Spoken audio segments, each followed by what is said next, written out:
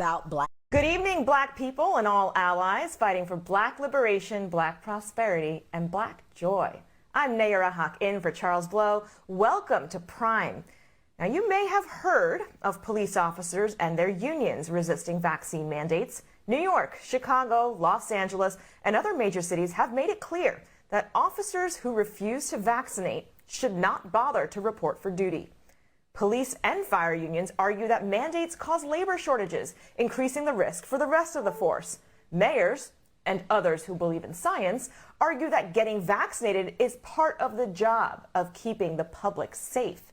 While the unions debate this logic, the #1 killer of police officers this year is the coronavirus. During an appearance on CNN, Dr. Fauci spoke specifically about vaccinations and cops. That more police officers have died from COVID-19 disease than from gunshots and violence in their jobs. So it really is a considerable risk for people, particularly people like police officers who put themselves out every day on the front line in public. Let's zoom in on Seattle, where 170 police officers and firefighters have deemed ineligible to report for duty. Around a dozen first responders opted to resign and decided to protest by leaving their boots on the steps of City Hall to show, quote, the scope of the loss to the departments, end quote. Folks, that scope, about 3% of the department.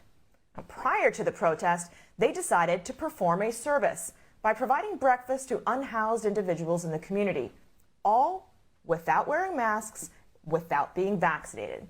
Let's be clear, those police would rather perform public safety than actually do public safety.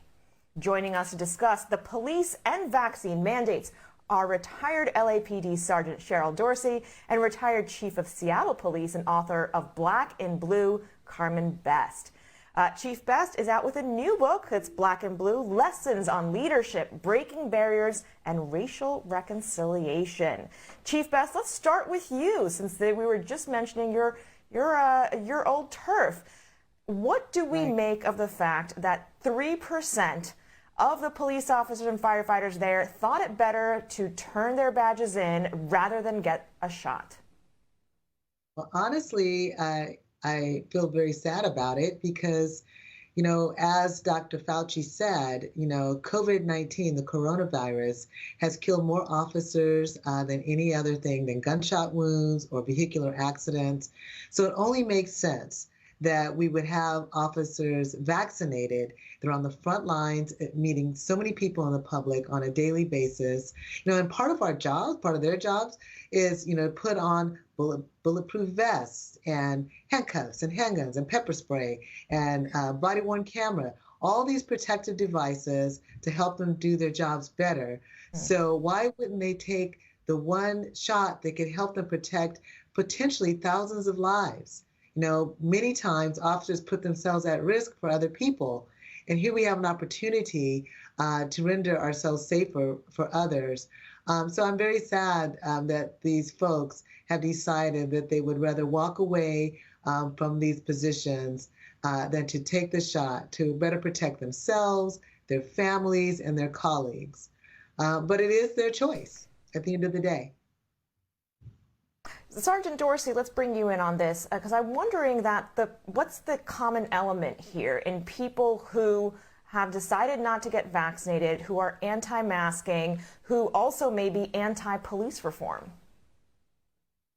Well, as a 20-year patrol officer, I think the common denominator is that they're just not trusting of command staff and what they say. Listen, we know that command staff officers, we've seen our police chiefs and our captains tell us to do one thing and then do something completely different. Here in Los Angeles, our police chief had made a video very recently for the troopers to go out and wear your mask on duty, off duty. And then we see him at a Dodgers game on the Jumbotron doing what? Not wearing a mask. And so you can't speak out of one side of your mouth and promote something and then you do something else and then penalize police officers by taking them out of the field. I find it very interesting that supervisors administrators can figure out very swiftly how to get a police officer out of the field, make them ineligible for patrol because they won't take a vaccine. But when you have a Derek Chauvin with a dozen personnel complaints, or Garrett Rolfe with a dozen personnel complaints,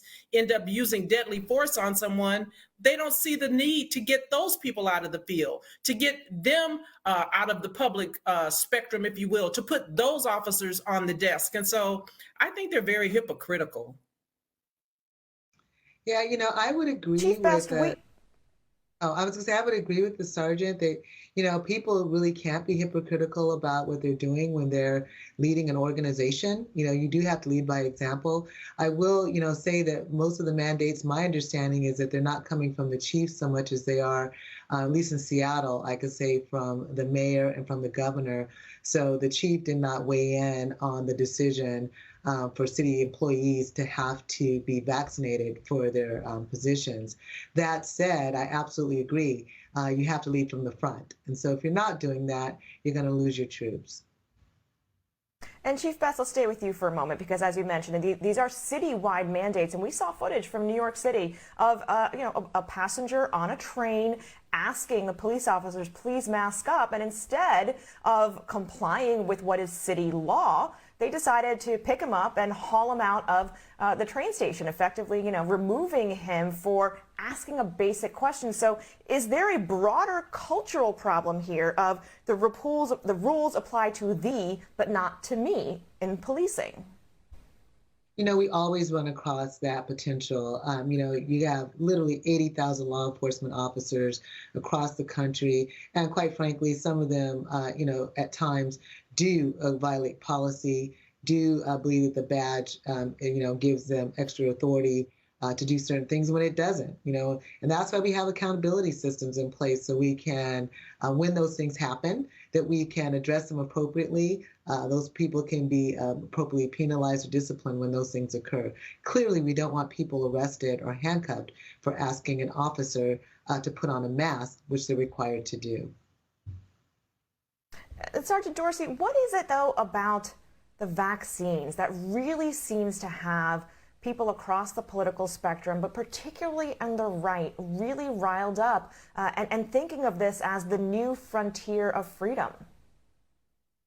Well, I can't get in their head and speak to their heart, but what we do know is that some of this does have a political bend to it, if you will. We know that there were police officers who were at the insurrection on January 6th who are Trump supporters. We saw them in the crowds attacking other police officers, beating them with Blue Lives Matter flags and poles. And so if these are some of these officers are Trump supporters, are of that same mindset, are part of the big lie, then you understand why there's so many of them who are unwilling at this point to do what's being asked of them, because they don't believe, they don't trust, and they have a political mindset that precludes them from doing what's being asked.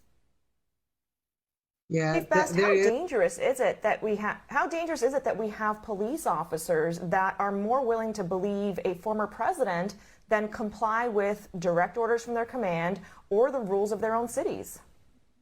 Yeah, that is completely dangerous, not something any of us wants to see.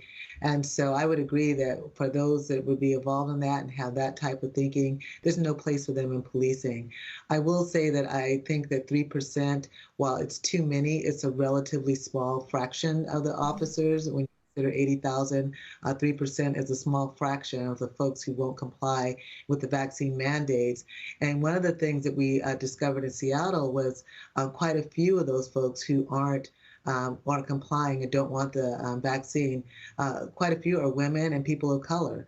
And I think that part of that is just the history of, that we know exists, particularly for African Americans, but for others, when we are mandated to participate. And so there's some of that legacy hesitancy left as well. So the number of folks, while they might be, those that are Trump supporters and taking a political bent, there are some as well who genuinely are concerned about, what they're taking.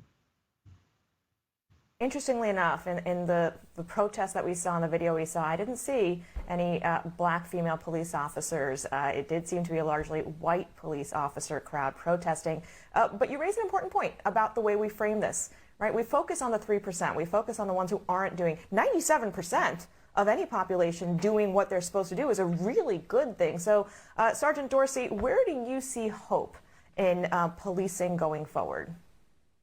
Well, listen, I think this is a great opportunity for folks who look like me to get on these police departments. We know, according to the FBI and DOJ report, that KKK and white supremacists have been infiltrating police departments for decades. And so if you have officers who have the time, tenure, and grade to retire, because they're not just quitting. You know, we saw a 22-year veteran of a police department very recently do his last radio call because of his refusal to get a COVID vaccination. So this is a great time for minorities to get on these police departments and start having people who look like us out there to be able to make a difference in the field, in patrol, on these radio calls. And I say good riddance to those that want to go. Yeah, I would agree that Oh, I'm sorry. I was going to say I would agree that if they don't want to comply, it is time for them to go. But it is always, always a good time for people of color and women to join the police force. Yeah, always. We're always looking for diversity and police forces that reflect the community that we serve.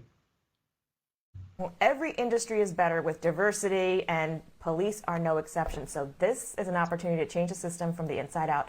Former Police Chief Carmen Best and Sergeant Cheryl Dorsey, thank you both for your time tonight.